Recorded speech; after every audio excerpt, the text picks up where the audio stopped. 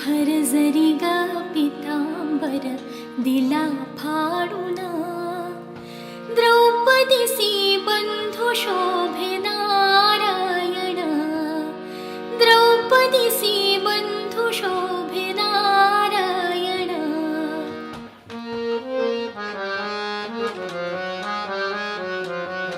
सुभद्रा कृष्णाच्या पाठीची बहीण, विचाराया गेले नारद म्हणून, बोट श्रीहरीचे कापले ग बाळ.